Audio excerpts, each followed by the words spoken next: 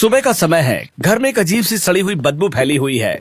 शोभा अपने कमरे से बाहर निकलती है। बदबू इतनी भयंकर है कि वो अपनी साड़ी के पल्लू से अपनी नाक और मुंह को कसकर बांध लेती है। अरे राम राम, ये कैसी गंदी बदबू आ रही है पूरे घर में। ऐसा लग रहा है जैसे घर में कोई बड़ा सा चूहा मर गया है। हॉल में मोतीलाल आराम से बैठे अखबार पढ़ रहे हैं। शोभा उनकी तरफ मुड़ती है। अरे आप अखबार में क्या घुसे हुए हैं? ये बदबू कहाँ से आ रही है? मेरा तो सर ही फटा जा रहा है। अरे भाग्यवान, कोई चूहा हुआ नहीं मरा है घर में। यह बदबू सीधे हमारी रसोई से आ रही है। सिंक में इतने सारे बर्तन पड़े हुए हैं कि अब गंदगी सिंक के बाहर आ रही है। तुम्हारी लाडली बहू ने 4 दिन से बर्तन नहीं धोए हैं। मोतीलाल और शोभा बात कर ही रहे थे, तभी रानी की ननद माही अपने कमरे से मुंह बनाते हुए हॉल में आती है। उसने भी अपनी नाक पर हाथ रखा हुआ था। मम्मी, मुझे इस घर में 1 मिनट भी नहीं रहना है। कितनी सड़ी हुई गंदी बदबू आ रही है।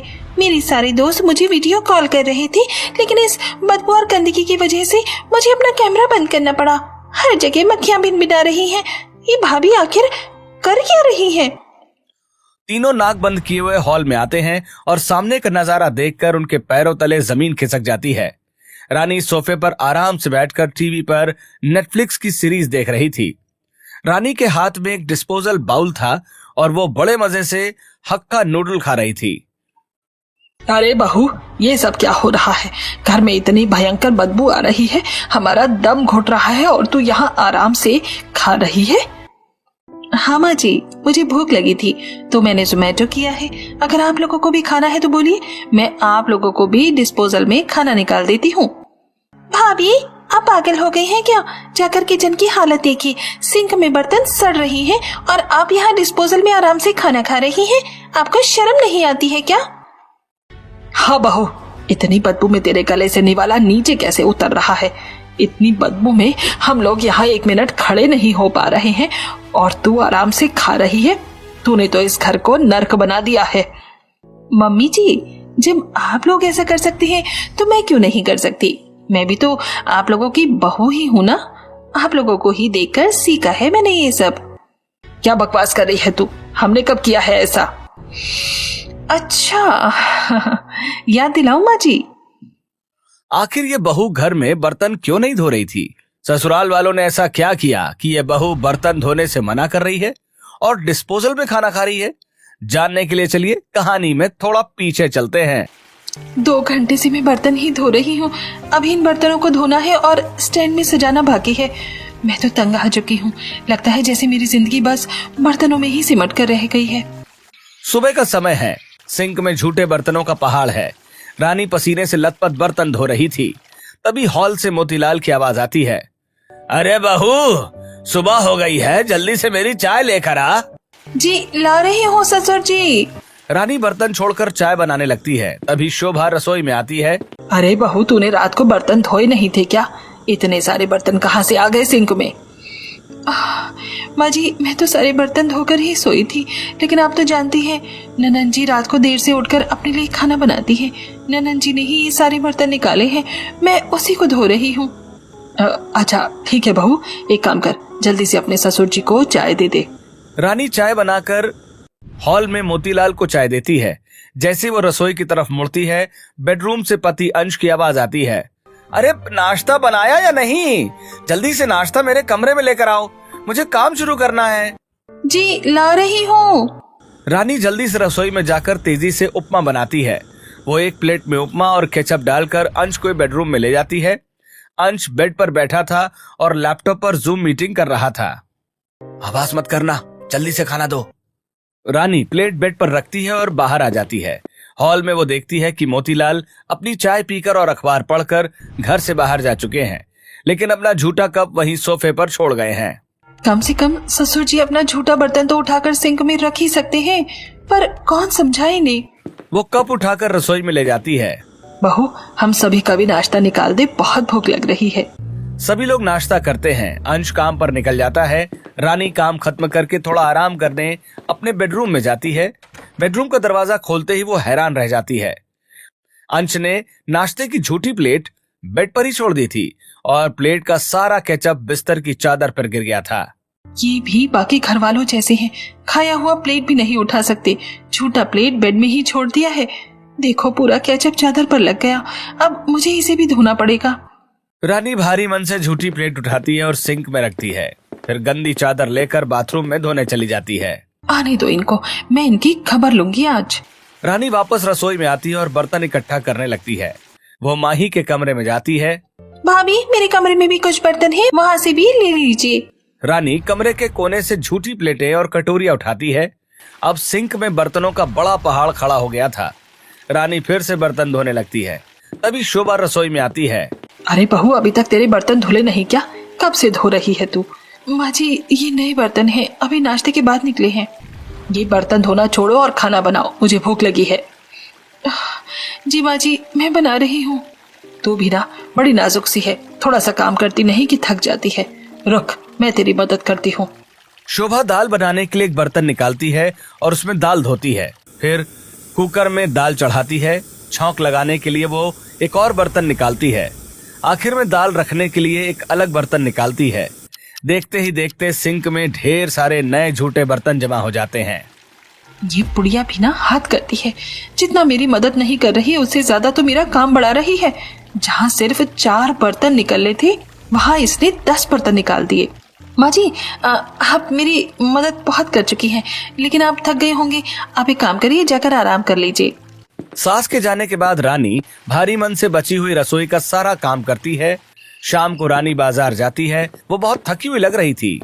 मेरे ससुराल वालों की नवाबी बहुत ज्यादा है। पति को रात में पनीर टिक्का खाना है, ससुर जी को करेले की सब्जी खानी है और सास को हरे हरे पालक। लूं तो क्या ही लूं? ये सब सोचते हुए रानी एक सब्जी वाले की दुकान पर रुकती है। भैया ये पालक कितने का है? 40 रुपया मैडम जी। रानी पालक और कुछ सब्जियां खरीद लेती है। तभी रानी का फोन बजता है। अंश का कॉल था। कहाँ हो तुम? मैं मार्केट में हूँ, बोलिए। सुनो, शाम को मेरे दोस्त आ रहे हैं, रोहन और निखिल। कुछ कोल्ड ड्रिंक्स और स्नैक्स ले लेना, और हाँ पनीर थोड़ा ज्यादा कर लेना। दोस्तों के लिए पनीर के पकौड़े बना देना। मैं ये सब कैसे लूंगी? मेरे दोनों हाथ में तो पहले से ही सब्जियों के भारी थैले हैं, आप लेते आइए ना। तुम एक काम करना, रिक्शा पकड़ के आ जाना। मैं रखता हूँ, मुझे काम है। हे भगवान, मैं तो तंग ही आ गई हूँ इन लोगों से। ये लोग तो सिर्फ मुझसे मजदूरी करवाते हैं। रानी कोल्ड ड्रिंक खरीदती है और रिक्शा लेकर घर पहुंचती है। रसोई में वो पसीने से लथपथ गुस्से में पनीर के पकौड़े बनाने के लिए बाउल में बेसन फेंट रही थी। तभी माही रसोई में आती है। उसके हाथ में कुछ झूठी प्लेटें हैं। वो उन प्लेटों को बर्तनों के पहाड़ के ऊपर सिंक में रख देती है। भाभी मैंने जोमेटो से खाना ऑर्डर किया था, तो वही बर्तन है, धो दीजिएगा। ननन जी अभी तो मैं इनके दोस्तों के आने के लिए तैयारी कर रही हूँ, आप एक काम कीजिए, अपने बर्तन खुद धो लीजिए। नहीं भाभी, आपको तो पता है मुझे रात को काम करना होता है, तो मैं अभी सोने जा रही हूँ, मुझे बड़ी नींद आ रही है। माही की बात सुनकर रानी के हाथों की स्पीड कम हो जाती है। वो बेसन फेंटना बंद कर देती है। उसका सारा सब्र टूट जाता है। एक नंबर के कामचोर हैं सारे के सारे। अपना झूठा बर्तन तक खुद धोकर नहीं रख सकते हैं, जितना काम करो उतना और बढ़ा देते हैं। शाम का समय है। रसोई में गंदे बर्तनों का अंबार लगा हुआ है। रानी गैस के सामने खड़ी पकौड़े तल रही है। उसके कपड़े पानी और हल्दी के दागों से सने हुए हैं। तभी दरवाजे की घंटी बजती है। ड्राइंग रूम में सोफे पर बैठी शोभा टीवी देखते हुए आवाज लगाती है। रानी देख दरवाजे पर कौन है, मेरे तो घुटनों में बहुत दर्द हो रहा है, उठा ही नहीं जा रहा। जी माँ जी देखती हूँ। रानी जाकर दरवाजा खोलती है। सामने उसका पति अंश अपने 2 दोस्त रोहन और निखिल के साथ खड़ा है। अरे रानी देखो कौन आया है, मेरे ऑफिस के दोस्त। अरे आओ आओ बेटा बैठो, कैसे हो तुम लोग? हम अच्छे हैं आंटी जी, आप कैसी हैं? वाह आंटी जी, आपका घर तो बहुत सुंदर है। सब इसी घर की बहू की बदौलत है, बैठो तुम लोग। यार बहुत थक गए आज। रानी कुछ अच्छा सा बनाया है ना तुमने? रोहित और निखिल को तुम्हारे हाथ के पकौड़े बहुत पसंद हैं। ये तो रास्ते भर यही बोल रहे थे कि भाभी ने कुछ अच्छा सा बनाया हो। अंश की बात सुनकर रानी मुस्कुराने की कोशिश करती है, पर उसके चेहरे पर थकान साफ झलक रही थी। जी मैंने पकौड़े बनाए हैं, आप लोग बैठिए, मैं अभी लेकर आती हूँ। रानी वापस रसोई में जाती है। वहाँ वो जल्दी जल्दी ट्रे में कोल्ड ड्रिंक के ग्लास सजाती है और बाहर लेकर आती है। लीजिए पहले कोल्ड ड्रिंक पी लीजिए, बाहर बहुत गर्मी है। थैंक यू भाभी जी। अचानक बाहर का मौसम बदलता है और तेज बारिश शुरू हो जाती है। खिड़कियों से ठंडी हवा अंदर आने लगती है। वाह यार अंश, क्या मौसम हो गया है, बारिश का मौसम।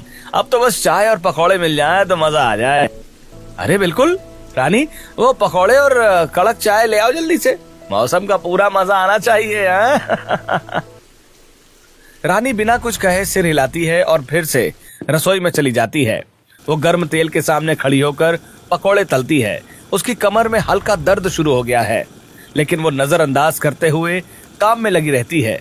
वो चाय और पकौड़े लेकर आती है। वाह भाभी, क्या पकौड़े बनाए हैं आपने, मजा आ गया खाकर। सच में आज की किस्मत बहुत अच्छी है जो आप जैसी पत्नी मिली।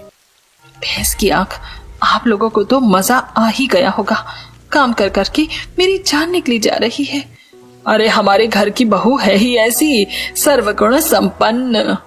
रानी सिर्फ एक हल्की सी थकी हुई मुस्कान देती है और वापस रसोई में चली जाती है। बाहर ठहाकों की आवाजें गूंजने लगती हैं। काफी देर तक बातें करने के बाद अंश के दोस्त अपने घर चले जाते हैं।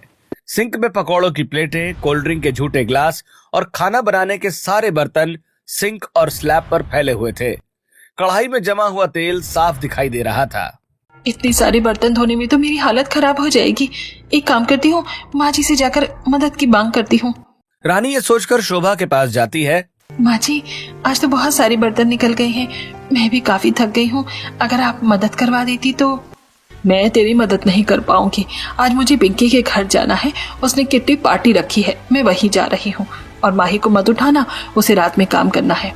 लेकिन माँ जी, इतने सारे बर्तन, ऊपर से रात का खाना भी बनाना है। अरे तो धीरे धीरे कर लेना, कौन सी ट्रेन छूटी जा रही है। मैं तो निकल रही हूँ, मुझे देर हो रही है। तेरी पिंकी आंटी इंतजार कर रही होंगी। इतना कहकर शोभा घर से बाहर निकल जाती है। रानी अकेली उस बर्तनों के पहाड़ के सामने खड़ी रह जाती है। उसकी आंखों में आंसू आ जाते हैं।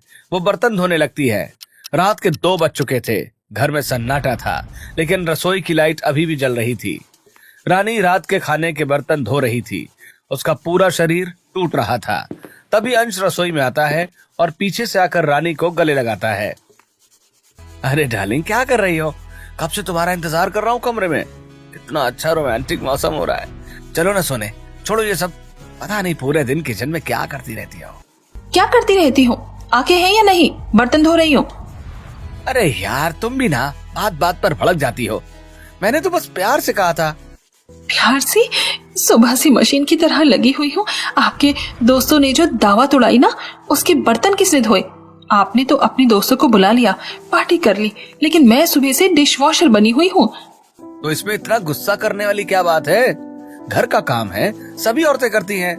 घर का काम है, मेरा अकेले का ठेका नहीं है। सुबह से बर्तन धो रही हूँ, दर्द से मेरी जान निकल रही है, और आपको रोमांस सूझ रहा है।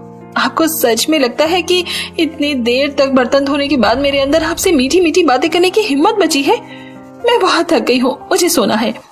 अंश रानी का गुस्सा देखकर घबरा जाता है। वो बहस से बचने के लिए ड्रामा करने लगता है। अच्छा बाबा, सॉरी सॉरी सॉरी। अरे बाबू, तुम रिलैक्स करो, कमरे में चलो, मैं तुम्हारे हाथ पैर दबा देता हूँ। अंश रानी को कमरे में ले जाता है और उसके पैर दबाने लगता है। तुम रिलैक्स करो, ठीक है? परेशान मत हो, बस शांत हो जाओ। पैर दबाने से रानी को आराम मिलता है और वो सो जाती है। कुछ दिन ऐसे ही बीत जाते हैं, लेकिन घर में कोई भी अपनी आदतों से बाज नहीं आता है। दोपहर का समय है। मोतीलाल ड्राइंग रूम में सोफे पर बैठकर टीवी पर समाचार देख रहे थे। उन्होंने खाना खा लिया था। बहू, एक कटोरी आइसक्रीम लाना, खाने के बाद मीठा खाने का मन कर रहा है। रानी झाड़ू लगाते हुए देखती है कि मोतीलाल ने खाने की झूठी प्लेट और कटोरियां वहीं सोफे के टेबल पर छोड़ दी हैं। बाबूजी, अभी थाली किचन में रखाती तो मुझे आसानी हो जाती। अरे रख दूंगा बाद में, अभी तो आइसक्रीम तो ले आ।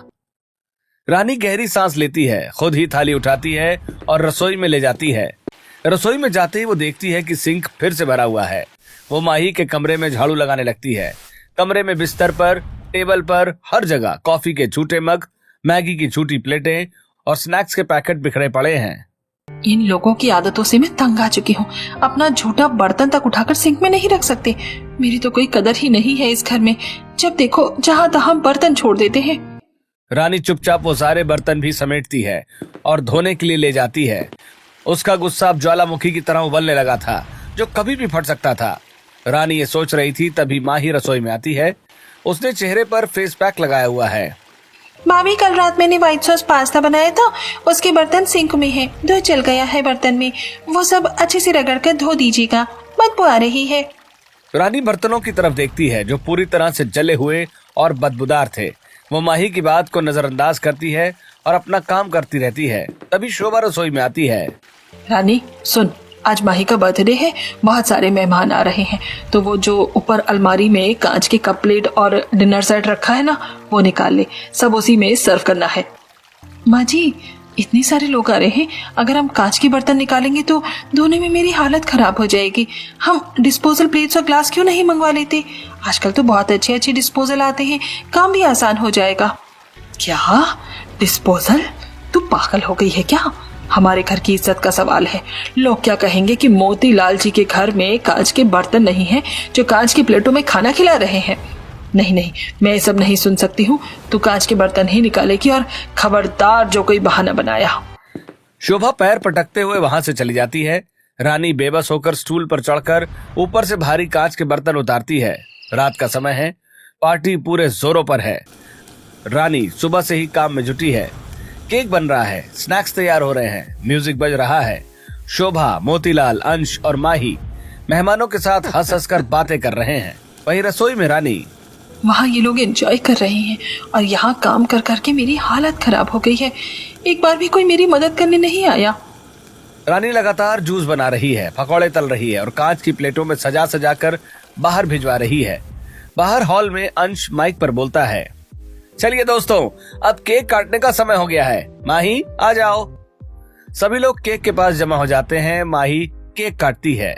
मेरे बिना इन्होंने केक काट लिया। मेरी तो किसी को परवाह ही नहीं है। अंश जी ने भी मेरे बारे में नहीं सोचा। रात में पार्टी खत्म हो जाती है, लेकिन अब रानी का गुस्सा 7वें आसमान पर पहुंच चुका था।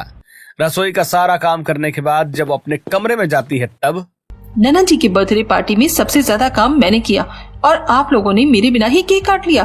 किसी को मेरी एक बार भी याद नहीं आई। अरे मैंने ध्यान नहीं दिया, पर तुम्हें तो आना चाहिए था ना। पता नहीं किचन में पूरा दिन तुम करती क्या हो। अंश की आवाज सुनकर रानी को बहुत गुस्सा आता है। क्या करती हूँ मैं? सुबह से लेकर रात तक बस बर्तन बर्तन और बर्तन धोती हूँ। आप लोग यहाँ पार्टी कर रहे हैं और मैं वहाँ किचन में सड़ रही हूँ। आप लोगों को लगता है कि मेरे अंदर इमोशंस नहीं है? मैं इंसान नहीं हूँ, मशीन हूँ जो सिर्फ आपके घर का काम करने के लिए ही बनी है। रानी, ये क्या बदतमीजी है? तुम घर की बहू हो, तुम ये सब नहीं करोगी तो कौन करेगा? मैं रोज रोज तुम्हारी शिकायत से थक चुका हूँ। अंश गुस्से में सो जाता है और अंश की बातें सुनकर रानी को बहुत बुरा लगता है। अब बस बहुत हो गया। मैं इन लोगों के लिए और काम नहीं करने वाली। मुझे इन लोगों को लाइन पर लाना पड़ेगा। आज से ससुराल के बर्तन 1 हफ्ते बाद धुलेंगे। रानी ये सब सोचकर सो जाती है और अगले दिन, ये क्या बहू, तूने अभी तक बर्तन नहीं धोए? मैं अब से रोज बर्तन नहीं धोऊंगी। अगर किसी को खाना खाना है तो अपना बर्तन खुद धोए, वरना 1 हफ्ते तक इंतजार करे।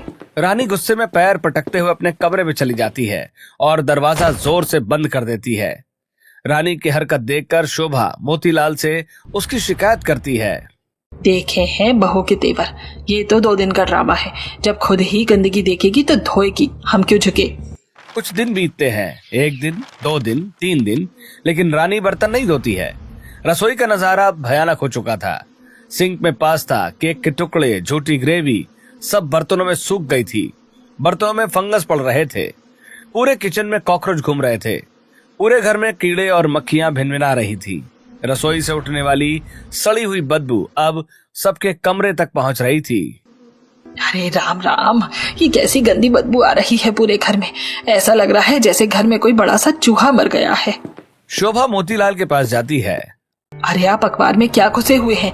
ये बदबू कहाँ से आ रही है? मेरा तो सर ही फटा जा रहा है। अरे भाग्यवान, कोई चूहा हुआ नहीं मरा है घर में। यह बदबू सीधे हमारी रसोई से आ रही है। सिंक में इतने सारे बर्तन पड़े हुए हैं कि अब गंदगी सिंक के बाहर आ रही है। तुम्हारी लाडली बहू ने 4 दिन से बर्तन नहीं धोए हैं। मम्मी, मुझे इस घर में 1 मिनट भी नहीं रहना है। कितनी सड़ी हुई बदबू आ रही है। मेरी सारी दोस्त मुझे वीडियो कॉल कर रहे थे, लेकिन इस बदबू और गंदगी की वजह से मुझे अपना कैमरा बंद करना पड़ा। हर जगह मक्खियां भिनभिना रही हैं। ये भाभी आखिर कर क्या रही हैं?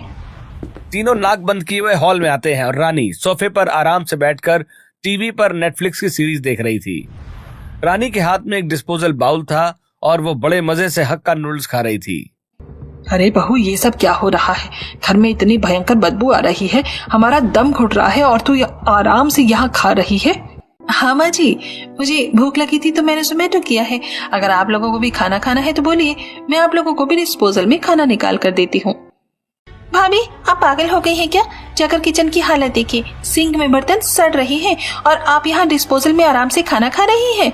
आपको शर्म नहीं आती है क्या? हाँ बहू, इतनी बदबू में तेरे गले से निवाला नीचे कैसे उतर रहा है? इतनी बदबू में हम लोग यहाँ 1 मिनट खड़े नहीं हो पा रहे हैं और तू आराम से खा रही है। तूने तो इस घर को नरक बना दिया है। मम्मी जी, जब आप लोग ऐसा कर सकते हैं तो मैं क्यों नहीं कर सकती? मैं भी तो आप लोगों की ही बहू हूँ ना। आप लोगों को ही देख देख कर सीखा है मैंने ये सब। क्या बकवास कर रही है तू? हमने कब किया है ऐसा? याद दिलाऊं माँ जी? नहीं, तुझे कुछ याद दिलाने की जरूरत नहीं है। आज आने दे तेरे पति को, वही तेरी खबर लेगा। शाम को अंश ऑफिस से थका हारा घर लौटता है। जैसे ही वो दरवाजा खोलता है, एक भयानक बदबू उसके नाक में जाती है। वो नाक पर रुमाल रख लेता है। ये कैसी बदबू आ रही है घर में? माँ, कोई जानवर मर गया है क्या? जानवर नहीं बेटा, ये सब तेरी बहू का कारनामा है। 3 दिन से एक बर्तन नहीं छुआ है। महारानी ने कह दिया है कि 1 हफ्ते बाद धोएगी। ये क्या पागलपन है? मैं अभी देखता हूँ इसे। अंश नाक पर रुमाल रखते हुए सीधे रसोई की तरफ बढ़ता है। वो जैसे रसोई का दरवाजा खोलता है, उसे बहुत गंदी बदबू आती है। वो सिंक की तरफ देखता है। वहां झूठे सड़े हुए बर्तनों पर कॉकरोच पार्टी कर रहे थे। बर्तनों में पीले और काले कीड़े रेंग रहे थे। ये नजारा इतना घिनौना था कि अंश को उल्टी आ जाती है। ओए राम, इतनी भयंकर गंदगी! वो जल्दी से भागकर वॉशरूम की तरफ जाता है और उसे उल्टी होने लगती है। उल्टी करके मुंह धोकर जब वो बाहर आता है, रानी आराम से सोफे के दूसरे कोने पर बैठकर किताब पढ़ रही थी। रानी, तुमने बर्तन क्यों नहीं धोए? देखे हैं कीड़े लगे हुए हैं उसमें और ऊपर से कॉकरोच भी चल रहे हैं। मैं तो उल्टी कर बैठा। हम लोग खाना कैसे खाएंगे? मुझे भूख लगी है। तो मैंने कब रोका है? खाना बाहर से ऑर्डर कर लीजिए या फिर डिस्पोजल में खा लीजिए, और अगर बर्तन में खाना खा रहे हैं तो जाइए खुद धो लीजिए। मैंने तो कहा था ना, मैं तो मशीन हूँ। मेरी बैटरी डाउन हो गई है, 1 हफ्ते बाद ही चार्ज होगी। रानी की बात सुनकर अंश कुछ कह नहीं पाता है। वो गुस्से में अपने कमरे में चला जाता है। अगले दिन बदबू अब घर की 4 दीवारी पार कर चुकी थी। शोभा बाहर बालकनी में खड़ी थी। तभी पड़ोसन पिंकी आंटी आ जाती हैं। अरे शोभा जी, ये कैसी भयंकर बदबू आ रही है आपके घर से? कोई चूहा वूहा मर गया है क्या? फिनाइल डालिए ना। अरे वो क्या है ना पिंकी जी, चूहा ही मर गया है शायद। अंश ढूंढ रहा है।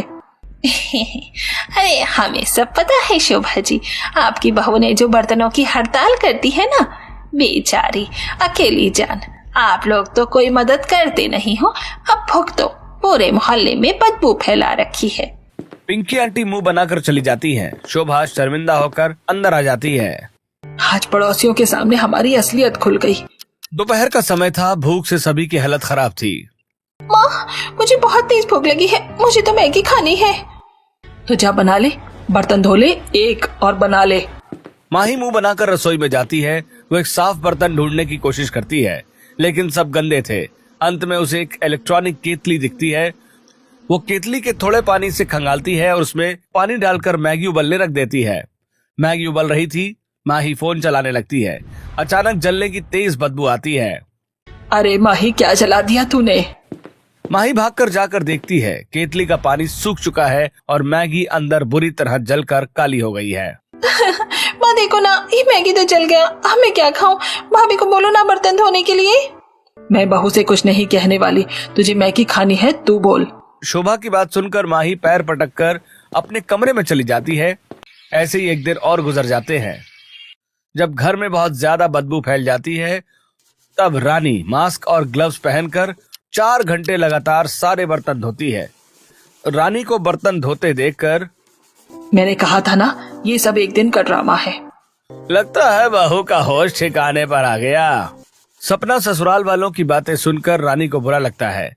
वो फिर से घर वालों के लिए खाना बनाती है और घर में डस्टिंग और बाकी सारा काम करती है। अगले दिन जब वो सुबह उठती है और देखती है फिर से सिंक में बहुत सारे बर्तन पड़े हैं। माही ने फिर से रात में खाने के लिए पास्ता बनाया था। ये सब देखकर रानी को बहुत बुरा लगता है। अब बस बहुत हो गया, अब चाहे कुछ भी हो जाए मैं बर्तन साफ नहीं करूंगी। रानी गुस्से में अपने कमरे में चली जाती है। ऐसे ही दिन गुजरते हैं। रसोई में फिर से गंदे बर्तनों का पहाड़ खड़ा हो जाता है। रसोई में पहले से भी ज्यादा बदबू आ रही थी। रानी के ससुराल वाले बाहर का खाना मंगाकर खा रहे थे। एक सुबह रानी ने बर्तन धोना पूरी तरह से बंद कर दिया था। पूरा घर झूठे बर्तनों से अटा पड़ा था। डाइनिंग टेबल, कमरे, हर जगह झूठी प्लेटें पड़ी थी। कोई भी उन्हें साफ करने की जहमत नहीं उठाता। घर में खाना बनना बंद हो गया था। शोभा सोफे पर बैठी दर्द से करहा रही थी। लगातार 2-3 दिन तक बाहर से मंगवाए हुए छोले भटूरे खाने के कारण उनका पेट खराब हो गया था। बहुत तेज दर्द हो रहा है मेरे पेट में। ये बाहर का सड़ा हुआ खाना खाकर मेरी तो जान ही निकल गई है। अंश ऑफिस जाने के लिए तैयार हो रहा था। शोभा की तबीयत अभी भी खराब थी। माँ, बाहर से कुछ मंगवा लूं नाश्ते के लिए? बिल्कुल नहीं, मैं बाहर का कुछ नहीं खाऊंगी। माही, तू जा रसोई में और मेरे लिए थोड़ी सी सादी खिचड़ी बना दे। माही रसोई में जाती है। सिंह की हालत देखकर वो नाक सिकोड़ती हुई, भैया मैं खिचड़ी कैसे बनाऊं? कुकर तो सिंक में पड़ा है और उसमें कीड़े और कॉकरोच रेंग रहे हैं। इसमें से इतनी भयंकर बदबू आ रही है, मैं इसे हाथ नहीं लगा सकती। तो उसे धो लेना, मुझे ऑफिस के लिए देर हो रही है। मैं नहीं धोने वाली इसे, मुझे उल्टी आ जाएगी। इन लोगों से कुछ नहीं होगा, मुझे ही कुछ करना पड़ेगा। शोभा पेट दर्द के बावजूद उठती है। वो अपने मुंह और नाक पर कसकर अपनी साड़ी का पल्लू बांधती है और हिम्मत करके सिंक के पास जाती है। वो जैसे ही कुकर को हाथ लगाती है उसमें रेंगते कीड़ों और बदबू से उसे उल्टी आने लगती है। उसी समय रानी बाहर से शॉपिंग करके घर लौटती है। वो सीधे रसोई के पास आती है और देखती है कि उसकी बीमार सास कांपते हाथों से बर्तन धो रही है। ये देखकर रानी को बहुत बुरा लगता है। माँ जी, आप छोड़िए, मैं धोती हूँ, आपकी तबीयत ठीक नहीं है। रानी अपने चेहरे पर मास्क पहनती है और दस्ताने लगाकर सारे सड़े हुए और कीड़े लगे बर्तन धोने लगती है। बर्तन धोते धोते रानी के कपड़े भी गंदे हो जाते हैं। शोभा वहीं खड़ी ये सब देख रही थी कि रानी को इस तरह गंदे बर्तनों और कीड़ों के बीच काम करते देख शोभा को अपनी गलती का एहसास होता है और उसे बुरा लगता है। बर्तन धोकर रानी जैसे ही हॉल रूम में जाती है, शोभा उसके पास आती है। उसकी आंखों में पछतावा था। मुझे माफ कर दे बहू, हमने तेरे साथ बहुत गलत किया है। हमने तुझसे सिर्फ बर्तन धुलवाए और कभी तेरी तकलीफ को नहीं समझा। अंश, माही, मोतीलाल जी, सब लोग इधर आइए। अंश, माही और ससुर मोतीलाल हॉल में जमा हो जाते हैं। आज से इस घर में कोई भी अपना झूठा बर्तन यहाँ वहां नहीं रखेगा। जो बर्तन करेगा अपना बर्तन खुद धोएगा। हाँ रानी, अब मुझे भी माफ कर दो। जब से तुमने बर्तन नहीं धोए तब मेरी समझ में आया कि तुम कितना काम करती हो। मेरी वजह से तुम्हें कितनी दिक्कत होती है। हाँ बहू, मैंने भी तुझे बहुत परेशान किया, लेकिन अब ऐसा नहीं होगा।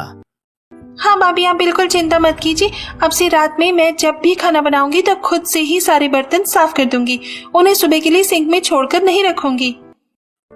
चलो, मैं तो बस यही चाहती थी कि आप लोगों को अपनी गलती का एहसास हो जाए। अगर सब अपना अपना काम खुद करें तो मुझे भी काम करने में कोई दिक्कत नहीं है। अगले दिन का घर का माहौल बिल्कुल बदल चुका था। सिंक में बर्तनों का पहाड़ था, लेकिन इस बार रानी अकेली नहीं थी। अंश, शोभा और माही सबने एप्रन और ग्लव्स पहने हुए थे। वे सब मिलकर गंदे बर्तनों के पहाड़ को साफ कर रहे थे। कोई बर्तन धो रहा था, कोई पानी से निकाल रहा था, तो कोई उन्हें कपड़े से पोंछ कर रख रहा था। मजाक मस्ती चल रही थी। यार, ये बर्तन धोना तो जिम करने से भी ज्यादा मुश्किल है। अंश की बात सुनकर सब हंस पड़ते हैं। रानी दूर खड़ी मुस्कुरा रही थी। उसके चेहरे पर अब कोई थकान नहीं थी, लेकिन एक असली खुशी थी। अब रानी की जिंदगी में फिर से खुशियां आ गई थी। आपको ये कहानी कैसी लगी? अगर आपको ये कहानी अच्छी लगी तो इसे उन लोगों के साथ जरूर शेयर कीजिए जो अपना झूठा बर्तन यहाँ वहां छोड़ देते हैं या कभी अपने बर्तन खुद नहीं धोते। शायद ये कहानी देखकर उनको थोड़ी अक्ल आ जाए, या फिर आपको आइडिया मिल गया होगा कि ऐसे लोगों को लाइन पर कैसे लाना है। वैसे आपके परिवार में क्या होता है? लोग अपने बर्तन खुद उठाकर सिंक में रखते हैं और धो देते हैं, या फिर आप ही को धोकर डिश वॉशर बनना पड़ता है? कमेंट्स में जरूर